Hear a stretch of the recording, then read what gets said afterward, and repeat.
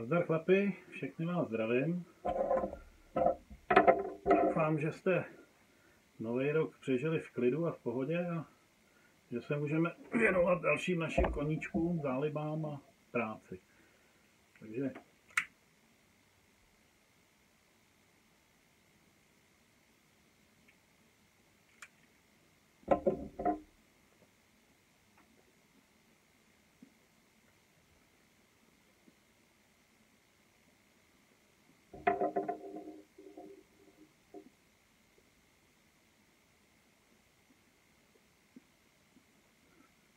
dneska jsem se zapálil krásný stan velký.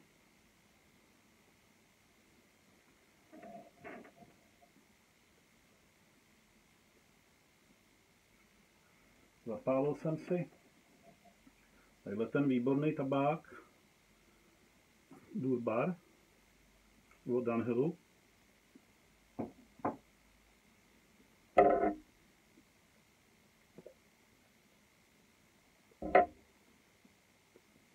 No a dneska bych vám chtěl samozřejmě teda ukázat dalších pár svých dýmek a chtěl bych říct něco k tomu, co tady se rozpoutalo na internetu, 5 top tabáků, tak bych se chtěl omluvit. Hodně jsem nad tím přemýšlel a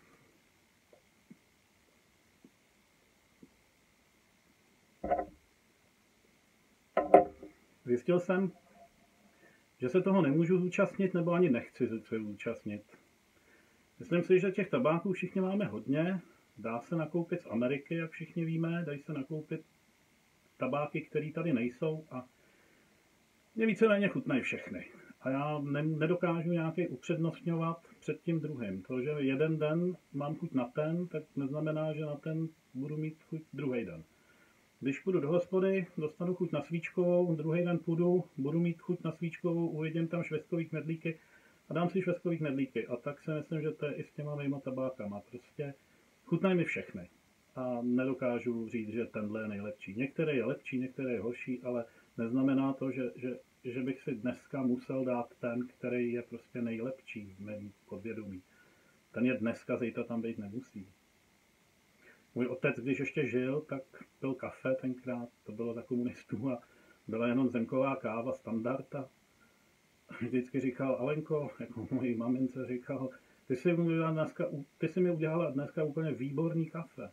Kafe bylo vždycky stejný, jenom ho pil z jiného hrnečku. Takže těch hrnečků měl víc a zrovna mu to chutnalo z toho hrnečku. Potom mu to chutnalo z toho, ale nikdy nemohlo být kafe jiný, než jaký bylo. Tak to je jedno.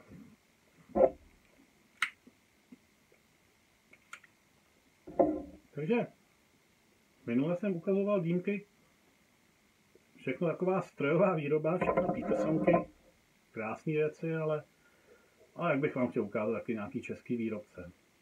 Takže začal bych tadyhle asi Irsovkama.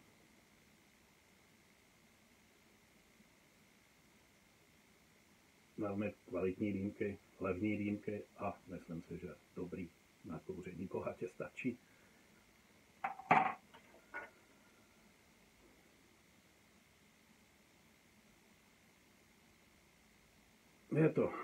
Je to, jak říkám, levnější dýmka, ale dobře se z nich kouří. Takhle mám nějaký rustikovaný dýmky. Co jsem se dočetl, tak Irsovky, tohle je ta, dá se říct, nejnižší řada. A potom jsou dýmky takový jako značený hvězdičkama. Tahle je třeba konkrétně 2hvězdičková, kterou už mám takových dobrých 15 let určitě, možná díl. Je to ze začátku, když jsem vyprávěl, jak jsem se poprvé začal seznamovat s dýmkama, tak to je jedna z prvních, kterou jsem si koupil. Tak, to byl Irsa.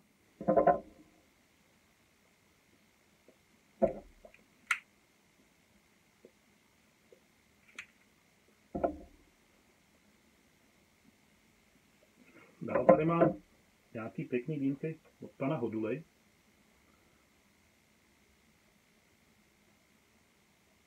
Takováhle Krásná dýmka, která napodobuje nějakou třeba krokodýlí kůži.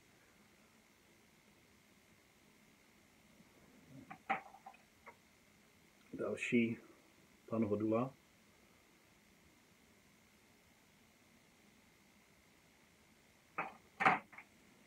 Už jsou tady spíš takový trošku větší dýmky. Všechno, když to člověk vezme do ruky, je to pěkný kus materiálu.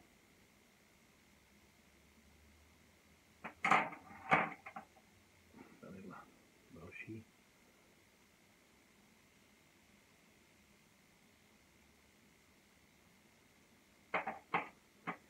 Tak jedna z mých oblíbených dýmek. Takováhle dost masivní. Tak.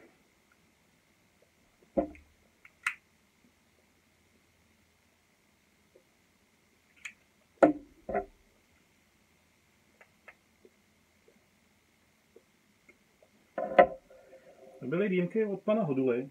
Dál tady mám potom, to je pro Marka Jánoše, jak zmiňoval, že má dýmku z hrušky, tak jsem chtěl jenom, mám taky jednu hezkou, vyrobenou z hrušky.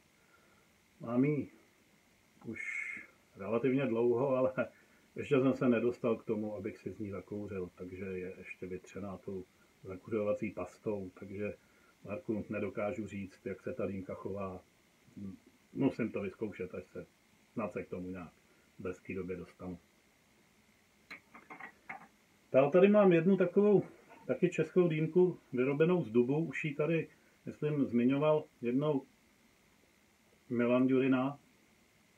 Designová, hezká práce, ale trošku kulhá to zpracování. Je velice volná na čepu, ale designově hezká dýmka.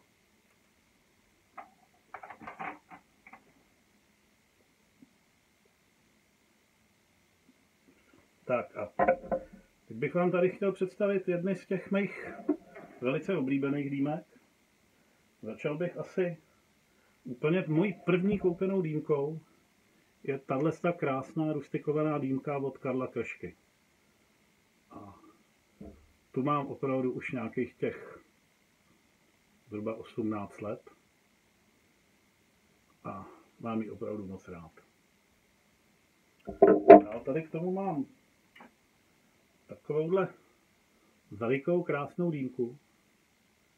A jak jsem vyprávěl o tom, že můj otec měl rád kafe a střídal hrnečky a z každého hrnečku mu to kafe chutnalo jinak, tak já to dělám tak, že v těchto dvou dýmek, u téhle a u téhle, si měním náustky a úplně to změní vzhled dýmky a můžu za sebe říct, že úplně jinak to chutná. Máte najednou dvě úplně odlišné dýmky.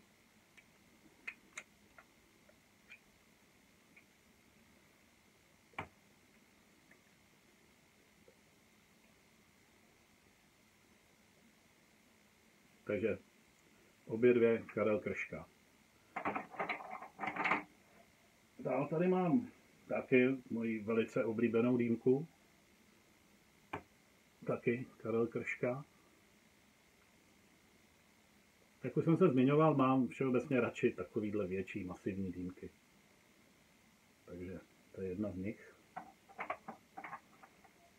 Pak tady mám takovou krásnou designovou dýmku, opravdu. Taková zvláštní, pěkná, elegantní dýmka. Taky pan Krška.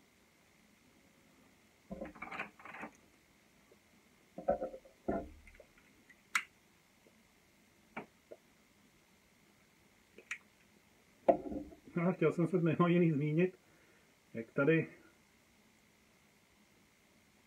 zmiňoval Petr Janeček, že nemá rád zimu. Jsem na tom úplně stejně. Nemám rád zimu, nemám rád sníh. Mám ho rád na horách, Když chci jet na hory, zajedu si za sněhem. Nepotřebuju ho mít v Praze, nepotřebuju kolem baráku odchlízet hromady sněhu. Už jsem ve věku takovým, že mi to opravdu nebaví. A kdyby se někdo chtěl podívat a hezky se pobavit, tak je krásný pořad. Uvádí to Jan Kraus. Dejte si na internetu Deník nadějného Kysučana. Opravdu doporučuji. Hezká věc.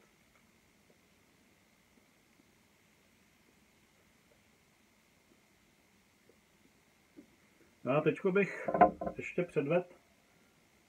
Pardon, dneska se napiju, mám čaj. Ještě někam pojedu, takže dneska víno ne. A mám tady ještě teda, než ukážu tamty, jednu krásnou dýmku od pana Michala Nováka, s kterým se znám osobně, tím ho zdravím. Takovýhle krásný dýmky vyrábí, jsou málo kdy vidět u nás na trhu. On to víceméně všechno vyváží do Ameriky. Je to možná škoda, že nejsou u nás běžně k mání, ale velice příjemná dýmka. Tak.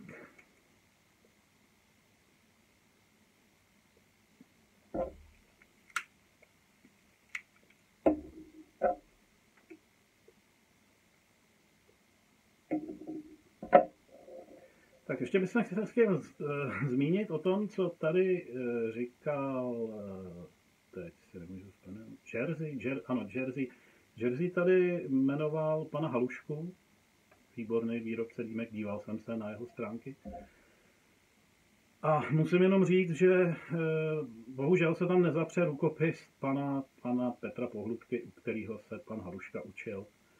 A byť dělá hezký dýmky, myslím si, že je to hodně velká napodobenina pana Petra Pohlubky. Věřím, že pan Haluška vyspěje ještě v lepšího výrobce dýmek a pojede nějakým svým stylem. Ale co jsem se díval, tak víceméně je to okopírovaný. Ale prostě tam, kde se člověk učí, tak napodobuje, od koho se učil. To chraň Bůh, nic proti němu. Takže tadyhle jsme se dostali k panu Petru Pohlubkovi. Takže první bych tadyhle ukázal krásnou dýmku Kalabaš. A se vyznačuje tím, že má takovouhle ohromnou komoru. A vesměs se Kalabaš dělá bez filtru. Já jsem si to udělal tak, že jsem si tady v tom náustku zvětšil trošku dírku a vejde se mi tam ten filtr. Můžu to mít s filtrem, můžu to mít bez. Jak říkám, já to mám radši s filtrem, protože ta močka mi tam trošku vadí. Takže to je jedna. Druhou dýmku to je z té Morty, tu jsem ukazoval minule. Pak tady k tomu mám jednu takovou velice podobnou, krásnou dýmku.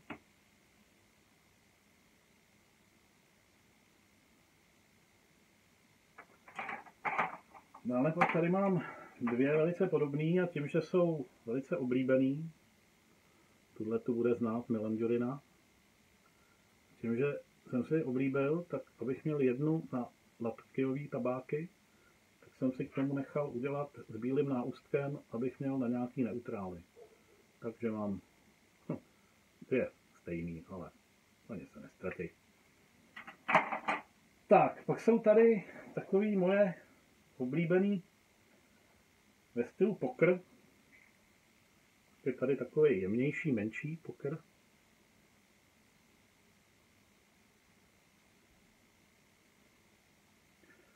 A dál pak moje velice oblíbený takovýhle masivní, rustikovaný, velký. Teď si nechávám dělat od Petra Pohlubky krásného pokra, takový menší, jemnější, s krátkým náustkem. Ukážu příště, včera jsem s ním mluvil a dýmka už je ve výrobě, takže během několika dní ji budu mít doma. A jak jsem mluvil o těch latakijových tabácích, opět tahle latakije, tuhle jsem si nechal udělat na ty různý neutrály. Takže opět 2 dýmky. A pak jedna z mých úplně top dýmek.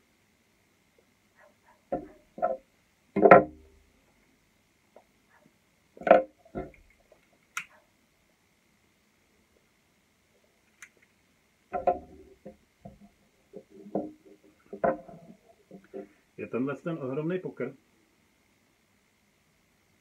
A je to dýmka, kterou jsem si vymyslel vzhledem k tomu, že můj obor jsou auta.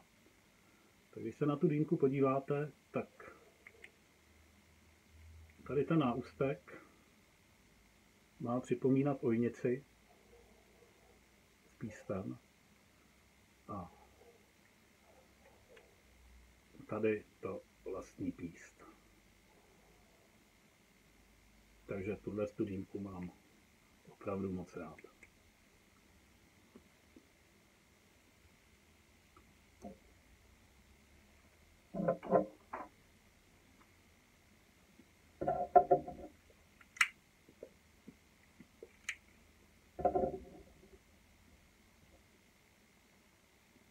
No a to myslím, že je dneska asi tak všechno. Takže chlapi, všechny vás zdravím, mějte se moc hezky a zase někde příště. Ahoj.